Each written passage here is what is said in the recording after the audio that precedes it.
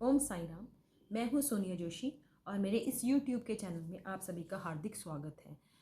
आज मैं जिस विषय पर बात करने जा रही हूँ वो है चैत्र के नवरात्रे, जो कि 22 मार्च को इस साल शुरू होने वाले हैं। इनको चैत्र नवरात्रि क्यों कहा जाता है? क्योंकि इस महीने चैत्र मास का आरंभ होता है, जो कि हिंदू नववर्ष भी होता है। और चैत्र के नवरात्रे जो होते हैं, इसमें एक गृहस्थ जो होते हैं वो साधना तप के द्वारा माता रानी को प्रसन्न कर सकते हैं। 5 ऐसे आसान से उपाय मैं बताऊंगी जिसको आप आसानी से कर भी सकते हो और जो कि बहुत ही फलदायक है। चैत्र मास के इन नवरात्रों का जो घट स्थापना का समय है वो है 6:30 से 7:30 तक। 1 घंटे का समय रहेगा, जो कि बुधवार को पड़ने वाले हैं और ये 30 मार्च तक रहेंगे। इसकी नवमी में रामनवमी का मनाई भी जाती है, क्योंकि उस दिन रामचंद्र जी का जन्म हुआ था। चैत्र मास के जो नवरात्रे होते हैं, इसमें माता रानी के 9 रूपों की पूजा की जाती है। इसमें देवी के 9 रूप उत्पन्न हुए थे और उनको उनके शस्त्र मिले थे महिषासुर का वध करने के लिए, और उनको उनकी जो शक्ति है वो मिली थी। और जो दूसरे नवरात्रे आते हैं वो आते हैं अक्टूबर के महीने में, जिनको शारदीय नवरात्रि कहते हैं। शारदीय नवरात्रि इसलिए भी कहा जाता है क्योंकि उस वक्त शरद ऋतु स्टार्ट होने वाली होती है। तो उन नवरात्रों में और इन नवरात्रों में अंतर ये होता है कि इस नवरात्रि में 9 देवियों को उनके शस्त्र और उनकी शक्ति माता दुर्गा और बाकी देवताओं से मिली थी। और जो शारदीय नवरात्रि है उसमें माता रानी का 9 दिन युद्ध हुआ था और उन्होंने महिषासुर का वध किया था, और उसकी दशमी में दशहरा मनाया जाता है और इसकी नवमी में रामचंद्र जी का जन्म दिवस है। ये थोड़ा सा अंतर है जो आपको अवश्य समझ लेना चाहिए। चैत्र मास के नवरात्रे और शारदीय जो नवरात्रे आते हैं, जो अश्विनी महीने में आते हैं, इन दोनों का ही गृहस्थ रख सकते हैं। बाकी 2 गुप्त नवरात्रे आते हैं साल में, जो कि तांत्रिक लोग जिनकी आराधना करते हैं उनमें व्रत रखते हैं।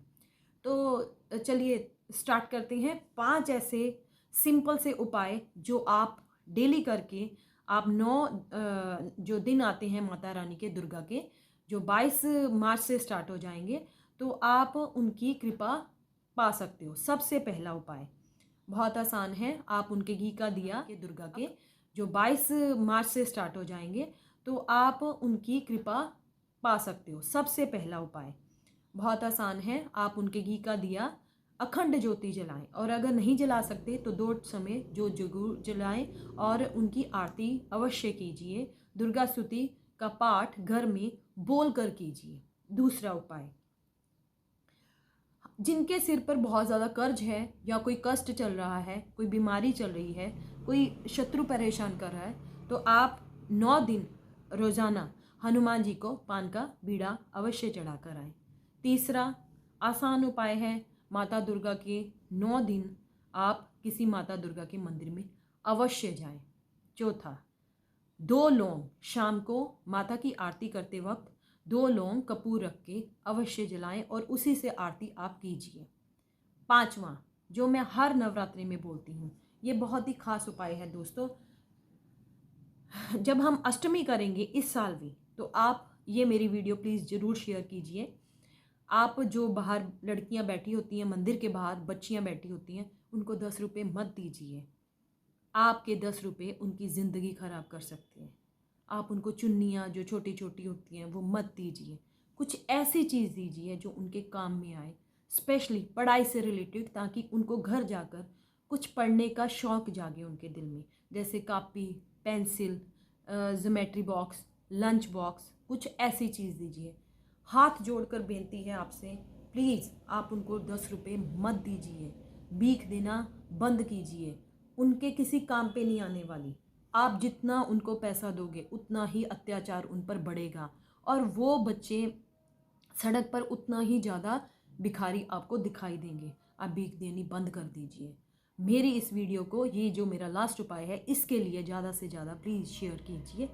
और ये जो 5 उपाय मैंने बेसिकली बताए हैं बहुत ही सिंपल हैं।